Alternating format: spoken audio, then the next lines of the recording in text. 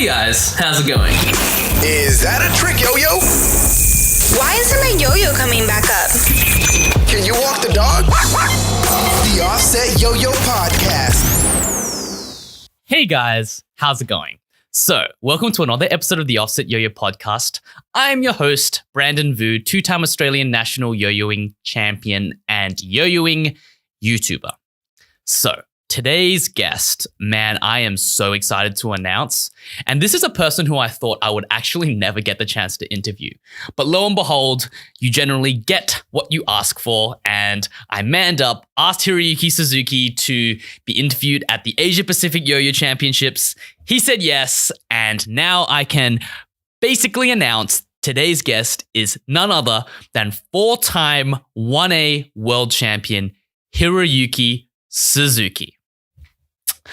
Hiroyuki Suzuki is, as I said, four-time world champion. He's also seven-time Asia Pacific champion. He's the owner of Something, a premium yo-yo, Japanese yo-yo brand that sells some of the most expensive yo-yos in the market.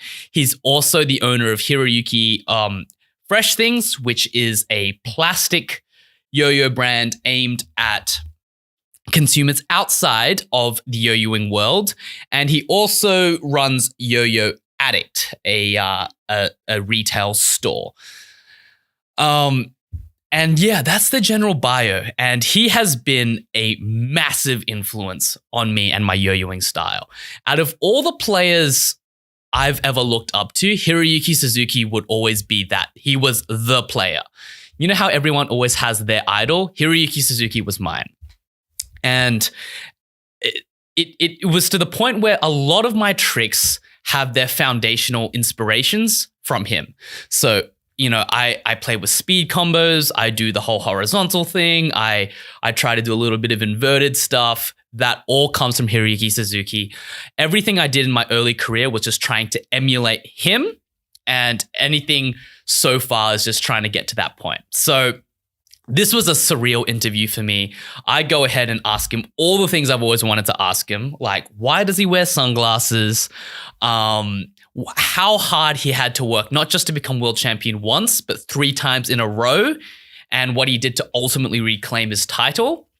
I ask him, how he thinks about yo-yoing choreography, how he builds freestyles, and then we switch gears a little bit and I talk about the business side of things. So Hiroyuki Suzuki is also probably one of the brightest business minds in the yo-yoing world. And he has such a powerful personal brand. I ask him how he thinks about brand building, how he can sell yo-yos, how he designs his yo-yos, and how he lands these major collaborations with huge megastar brands like Fragment, Bape, Coca-Cola, the list goes on. So this is a very wide-ranging conversation. I try to ask him as many questions as possible, and Hiroyuki he generally tries to answer them as succinctly as possible. So he doesn't speak very much, and I tried to ask as many questions as possible, but this isn't a super long interview. It's about around 40 minutes. But anyway, I was super excited to have the chance to do this. Interviewing one of my idols was a surreal experience. So yeah, if you guys enjoy this, go ahead, share it online, get more people onto the Offset Yo-Yo podcast. And without further ado, I present to you my very, very, very wide-ranging, super insightful conversation with four-time 1A world champion Hiroyuki Suzuki.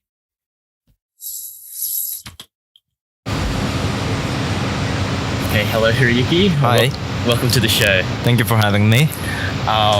Before we begin, I just want to publicly thank you. You've been probably my primary inspiration in yo-yoing. Thank you. Since I started. So I thought I'd start off with a light question. Mm-hmm. Is there a specific reason you wear sunglasses when yo-yoing? Basically to block the lights from the stage. Okay. So I can see the string and you as well. Okay. Yeah. And is that the main reason? Yeah. Okay. Do you do it? It's become like a critical part of your brand now as well, right? Yeah, like it's like my icon now. Yeah. Was that the intention when it first started? Not really, but nowadays kid doesn't realize me if I'm not wearing sunglasses. So. Fair enough. I'm not sure if this is true or not, but I heard from a very reliable source with YouTube comments that you were sponsored by Louis Vuitton to wear their sunglasses on stage. No. That's not true? No. Okay. That's super interesting. Do you have a specific brand of glasses that you like to wear more than others that make it... What do you look for in a pair of glasses? I used to wear Louis Vuitton a lot because they use a different lens from other brands. Okay. I could see string very, very well through LV lens. Okay. But nowadays I'm wearing something very light, Okay. so it doesn't bother me wearing it. Okay. Are your lenses polarized? No. No. Okay. So it's just normal lenses. Okay. That's something I've always wanted to ask you. So I want to kind of wind the clocks back a little bit, and I want to talk about way back in 2004 when you first won Worlds. And I'm not sure if this is true or not, but I've heard that you would prepare your 3-minute freestyle an entire year before the contest. Is that true? Not really an entire year, but I think it took like 3 to 4 months. 3 to 4 months. Okay, that's still quite a long time compared for most people. So how did you practice leading up to 2004? Back in 2004, first I decided music. Okay. Then I write down my routine on a paper. Okay. What do you write down? Like just some words that I can know which trick. Okay. So you write down a trick sequence? Yes. Okay. So I can see like how many sideways, how many front combos, and if it's too much front combos, I make it separate, something like that. Okay, that's actually, that's something really, Gentry Stein, the world champion, he does something very similar to that as well. A question I wanted to ask you is, because in 2004 you had a very animated, energetic kind of vibe, did you choreograph the poses and all that as well? Yeah. Were those written down, or were those just... Mostly written down. Written down as well. So you were like, okay, I'm going to look at the crowd at this moment. And... Yes. Okay. Wow. Yeah. How detailed is a plan written out?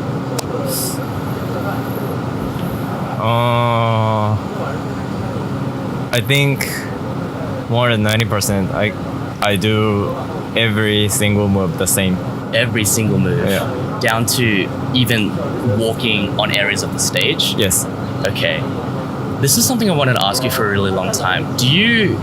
When you miss a trick, do you have a contingency trick that you do instead, or do you just miss the trick and move on? I just do miss the trick. Miss the trick. Yeah. Okay. So I guess this is kind of related to the previous question, but how do you build a freestyle? If you were to give like a checklist or a steps to how to build a freestyle like Hiroyuki Suzuki, what would the steps involve? First, I make a rough flow. Okay.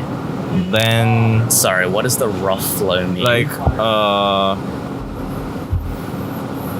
the order of the style. Okay. Let's say horizontal, speed combo, front style, speed combo again, horizontal again, something like that. Okay. Then I decide some important cue point to choreograph the music. Have you already selected the music at this point? Okay. Yes. So okay. Then I think I decided detailed trick to match the music. Okay. But nowadays I keep listening to music. Then suddenly I could imagine what I'm doing. Then entire freestyle will be planned. Oh, okay. I guess after you've been competing for as long as you. So, okay, that's super interesting. Do you you were probably one of the players that follows the beat closest, and you edit a lot of your music. Yes. What software do you use to edit your music, or do you edit it? What's the name?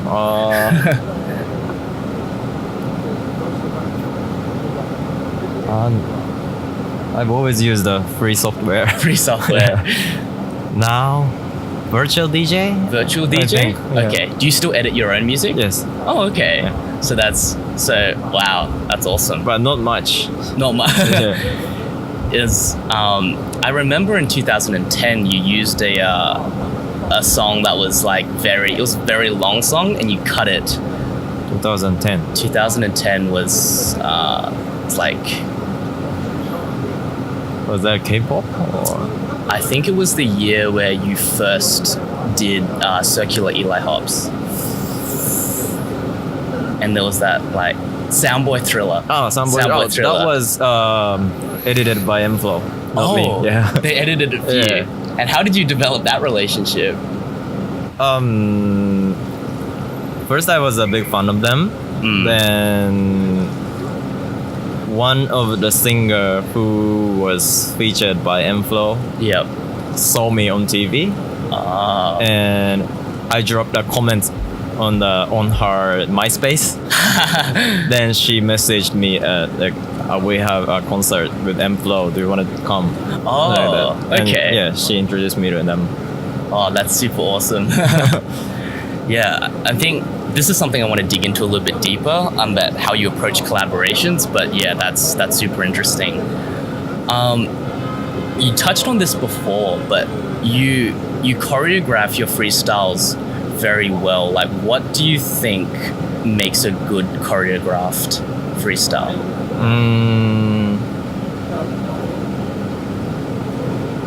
I usually watch the artist's concert video Okay. and see how they move, And like which how they walk on the stage, how they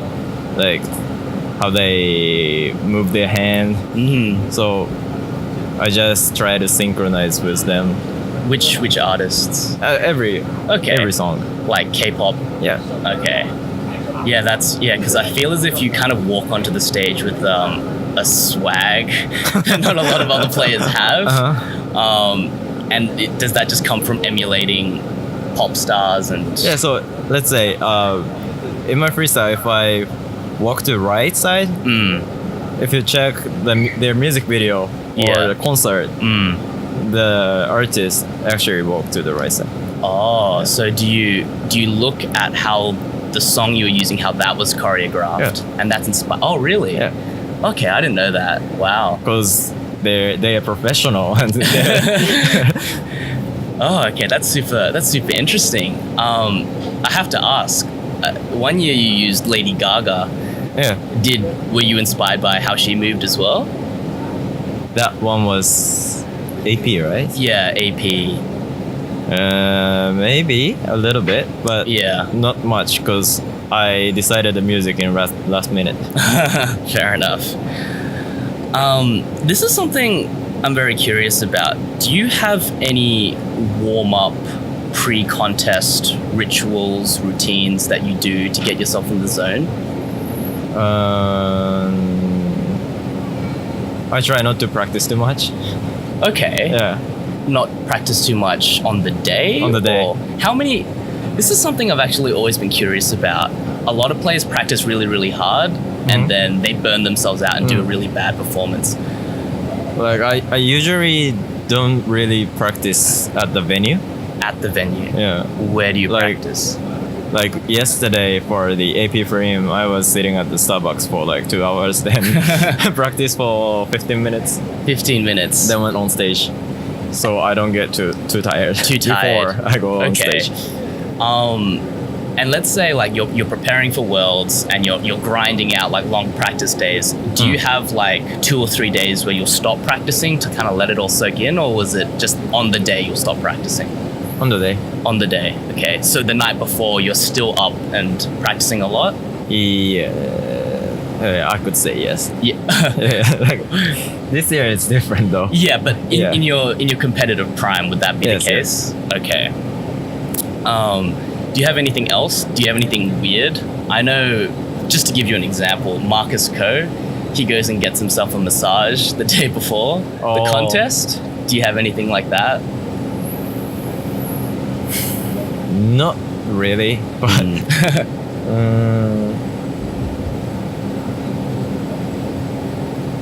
one of my secret is I try to put a little bit of water on my glove before I go on stage. Really? Yeah. What's the reason for that? Because if the glove is too dry, I Yeah. go too fast and I can't control.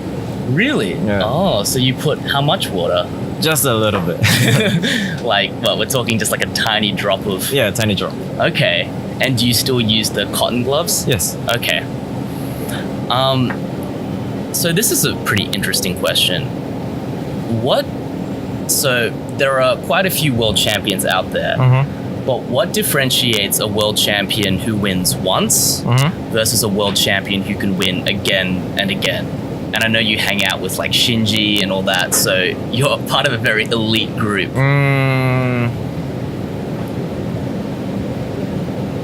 I think it's just if they have pride or not. What do you mean by pride? Like, if they are satisfied with just winning once, or they, like, I think it depends on their mind. Like, Shinji. Or for you, like why have you been able to win 3 times in a row and then another time versus? Oh, cause I just think if winning once, many people did it before, Yeah. but no one won twice in single A in a row. So Was that a main motivation for you? yeah. Okay. Do you consider yourself to be talented? Maybe I'm talented on working hard. Okay. So do you think talent can play a role in yo-yoing, or? I guess yes. Okay, but like, let's say you could find someone who works equally as hard as you. Do you think anyone can be world champion, or do you think there needs to be a level of? Oh, I think anyone can be a world champion if they work hard. If they work hard, okay. Okay, so what does it take? Like, what does a day in the life, like when you were actively trying to win, like how long were you practicing? How hard did you have to practice? I practiced like until I can't stand. Until you can't stand. Like when I practice really really hard, the next day when I wake up and try to stand up, my foot too hard and cannot stand. Really? Yeah. What would a day like that look like? Like, what would it involve? Like 100 freestyle run-throughs, 1,000 Texas Cowboys? Like, what does that? I don't really remember, but I practice as much as possible, like all the free time, or I make free time as well. You make free time Yeah. as well? Okay, that's yeah, I guess if everyone worked. Do you think you're the hardest worker in the game the years you won? The years I won, yeah. You worked the hardest, so you wouldn't say talent played a role in that, or? No. No, okay. And yeah, that's super interesting. I just want to kind of like dig into that like one more time. Like, is there a reason you practice super hard? Like, why? What's the ultimate motivation? Oh, I just want to win. Where does that come from? Like, Since it's contest and I was focusing on the contest. So if I'm not winning, yeah. I didn't find any reason I'm competing. Yeah. But you know, you could argue that, you know, second place they also wanted to win, and third place, did you just want to win more? Yeah, I didn't want to win second place or third place. I don't count them as a win. So, So it's first place or Yeah. nothing. That's super funny. So after this, you go on a rampage. You win 2004, 2005, and 2006, and you're in a league of your own. Yeah, yeah. You know, untouchable now. The greatest 1A player of all time, undisputed. And you don't have to answer this if you're not comfortable. But in 2007, what did it feel like placing second for the very first time? Of course, I was happy to be a world champion for 3 years, but I also felt many stress. So I was like, oh, finally it's end, and Yeah. now I have to practice more or something like that. Yeah. Did you ever think, did that ever like dampen your motivation? My motivation didn't really change. Okay. Yeah. All right. Sweet. Okay. So then how do you deal with losing? Because for me, right, I mean I didn't practice nearly as hard as I should have, but I didn't qualify for prelims for semifinals this year, and you know it sucks. You know it's not a very pleasant experience. You kind of think, why am I yo-yoing if I'm not winning? So how do you deal with? And you've won a lot, but you've also come second quite a few times. Yeah. How do you bounce back from falling short, even when you work hard?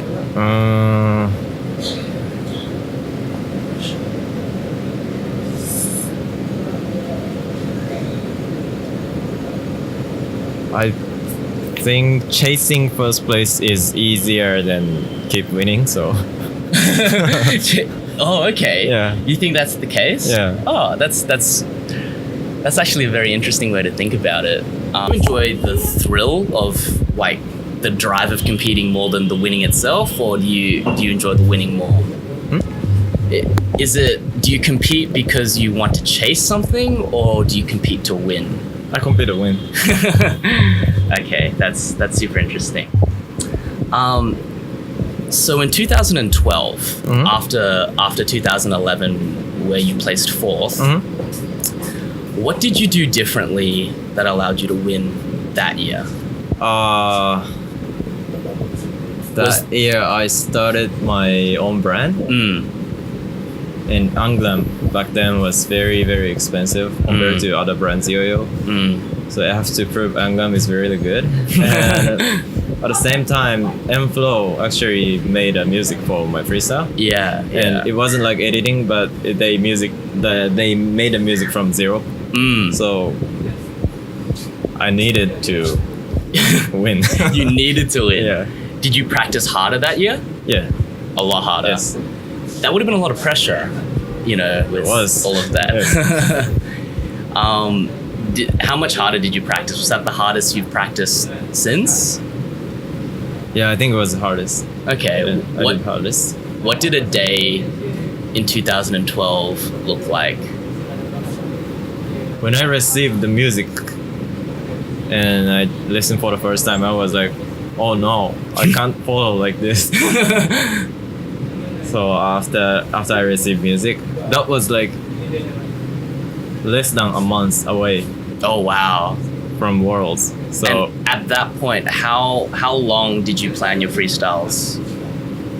I actually finished planning 1 week before the contest. Oh wow. Yeah. The final version. Yeah. Okay, gosh, that would have been super scary. But as many people notice, I usually use the same trick for many times. Yeah. So it wasn't really hard to practice the trick, but to practice the choreography was very, very hard. Yeah, the choreography was very hard. Yeah. So yeah, I remember watching the live stream and I was like, yeah, this was a very difficult freestyle because the music was super fast. Yes. Yeah, and there were a few new tricks as well. Maybe. Okay. So I want to kind of switch gears for a second, and I kind of want to talk about the business side of everything. You know, not only are you like a multiple time world champion, you're also you're regarded as a very savvy businessman. like a very smart entrepreneur. Does that make sense? Like a very smart businessman. Oh, thank you. It's kind of like, and it's kind of shrouded in mystery. How did you develop your business skills?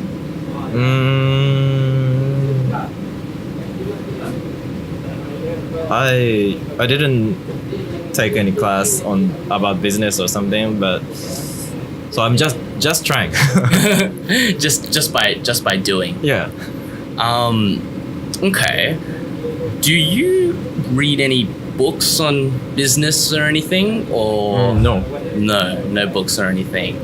Do you have a business mentor? Do you ever go to someone for advice? I don't ask them for advice, but I look up to some people. Okay. Who would some of those people be? Oh, there are many, like all the brands, all the people who I collaborate with. Do you think like your taste in high-end fashion has given you an edge in like marketing and branding? Yeah, Definitely. yes. Is that a lot of emulation, what you've done with something? Yeah. Okay. That was the next thing I was going to ask you. Something is such a powerful brand in the yo-yoing world, and the Anglam is more expensive than any other yo-yo. How do you go about building such a powerful brand? When I started the brand, I think there isn't many brand actually designed by the players. Maybe there are some, but not by world champion, I guess. Yeah. Okay. So I had a confidence I know which yo-yo it's good to compete with. So I just try to make the yo-yo that I really like. Then I share to some of my friends, and they liked it too. So. But at this point, were you on Yo-Yo Jam? Like you'd already designed signature yo-yos? Yes. So did you design the phenom and the phenomism and? It's like Yo-Yo Jam made some prototype and sent to me over, and I tell them where to change. Oh, okay. Yeah. And what would you tell them? Like, I want more rim weight here, or something like that. But they actually didn't do everything. Okay. So I was thinking like I could you make could do this better. Yeah. Maybe there are reasons they didn't want to do, or they didn't want to change. But if I make it by myself, I can make it as I like. So Yeah, that's true. I thought maybe it's gonna be easier. And do you do all the design work for Anglam yo-yos? For Yes, something yo-yos? So all the CAD drawing and stuff is done by you? Yes. Okay. And then how do you go about learning that? Just... Oh, actually, I don't use CAD. Oh. I draw on paper, bring to the factory, and really? explain to them like directly. Oh, wow, okay. But how do you get the measurements precise then? Measurement precise. So, like, well, I mean, from my perspective, like, whenever I send a design over to a factory, they're like, okay, but we want to make this rim like a millimeter to the left because otherwise it'd be too difficult to... How do you do that if it's just on paper? First, they make a sample. Oh, okay. Then when I draw, I can understand. You can understand. Yeah. Okay, so you don't do any CAD, it's just all on paper. Yeah. Is it freehand? Do you use rulers or? Freehand. Wow, freehand. So where do you get the inspiration for your yo-yo designs?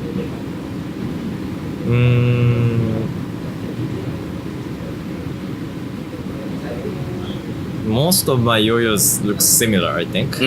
Yeah. So first I made Superfly. Yep. Then Angle. Now Anglam and Anglam Pinnacle, everything It's just, is based on Angle. So yeah. I don't really need Inspiration. Yeah. That's fair enough. But I think the yo-yos themselves don't change a lot, but the marketing behind them is very, very different, very sophisticated. How do you go about marketing a yo-yo? It's a difficult question. As I said, I'm just trying. Yeah, you're just trying. Do you have so let's say, you know, there's a new yo-yo coming out, and what's the first thing you'll think about when trying to promote it?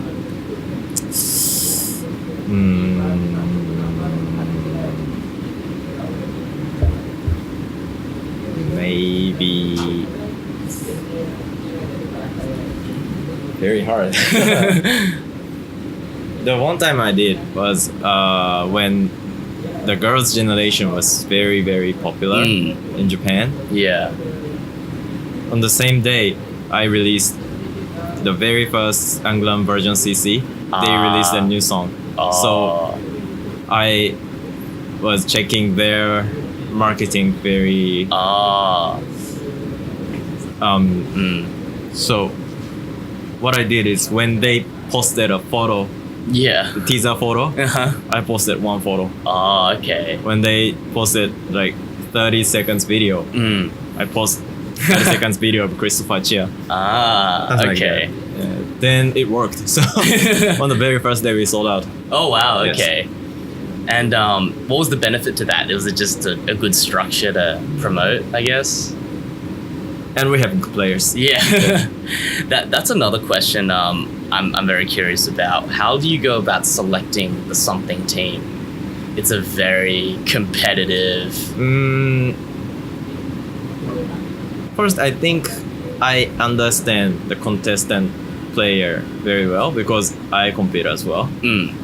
So I know how they feel, I know how they prepare, how hard they practice. So, and of course they understand me too. So yeah, I just talk to them, and if they have same mind or same direction they want to go, okay, I just ask them if they want to be in our team. Is there something you look out for? Like, let's say this person practices really hard and is very friendly in the community. That's Firstly, they need to be a good person. okay. Good enough. Yeah, fair. And professional enough. Okay, what do you mean by professional? Like, don't do too much silly stuff in front of people or something like that. Keep with the cool something brand. At least they don't make a bad influence to younger people. Okay.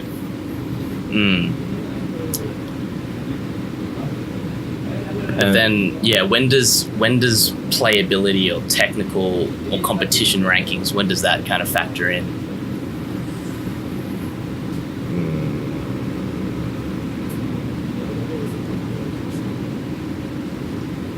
We don't really have a guide. So, There's not really a guide, yeah. But who chooses, who has the ultimate say on the team? You? Yeah. So I choose someone I think cool and who have good influence. And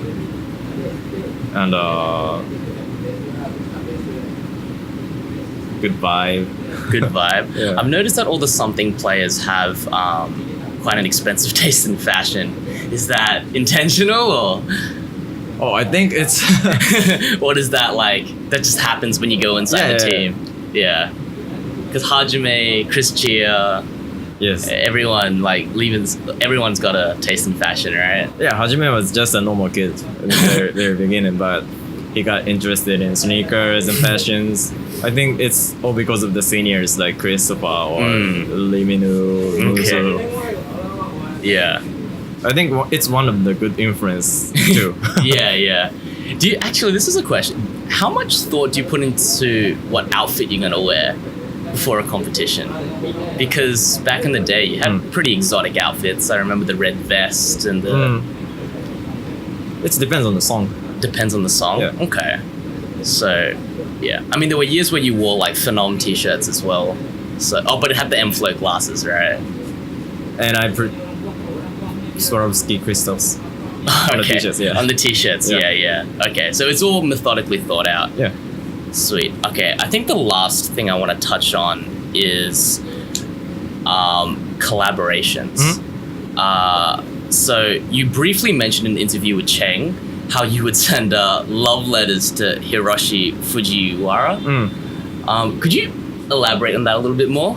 How did you develop a relationship with Fragment? Especially Fragment, but not only Fragment, but many of the fashion brands, or maybe not only fashion brands, many brands. Yeah. They want to work with the expert. Okay. So for them, I am a yo-yo expert. You are the yo-yo expert. So, how do I say?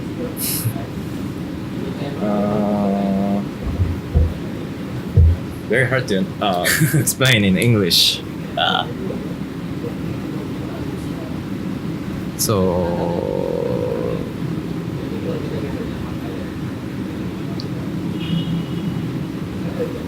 Can you break down the question? Yeah, absolutely. Let's just start off with, how did you develop a relationship with Fragment? How did you... Because from an outsider point of view, you see Fragment and it's a very exclusive brand. He's a very well-known guy. He's a very difficult guy to get in contact with. And you know, you're incredibly well-known in the yo-yo scene, but how do you develop a relationship with someone who's a bit, or perceived to be like higher level than you? Maybe it goes back a little bit, but as you mentioned, I wear some unique outfit on the contest, on a media. It's because I want to be outstanding. Okay. Compared to other yo-yo player. Yeah. So when they see the overview,